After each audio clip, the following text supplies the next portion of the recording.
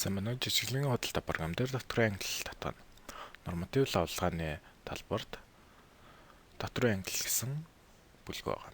Эндээс доторх англиг хоёр аргаар үүсгэж чадна. Эхнийх нь грейд буюу үүсэх төвчээр шаардлагатай талбаруудыг гараар бөглөж хадгалах төвчийг дарна. Эндээс NHAT-ийн нийслэлийн албан татвар юм. Нөгөөх нь нэгсийн нөөц болцоор татврын хэмжээнд тогтоосны дагуу татврын мэдээллийн төвөөс доторх англи татгана. Энэ тун амархан. Эндээс бөглөх төвчийг дараад бөглөх үү гэсэн талбарт баталгаажуулснаар доторх англилаа татаж эхэлнэ.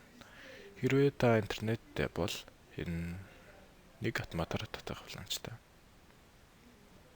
Хэсэг хугацааны дараа амжилттай ачааллагдлаа гэсэн талбар гарч ирнэ. Эндээс огт төвчийг дарснаар доторх англилууд гарч ирнэ.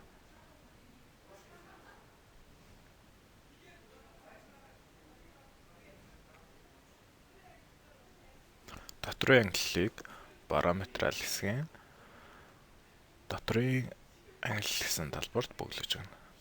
Эндээс норматив лавлгааны мэдээлэл хэсэгт доторх англи бөглөх шаардлагатай параметралууд талбарыг сонгоод хайх төвчин дээр дарвал доторх англи нь бөглөгдөгөө параметралууд гарч ирнэ.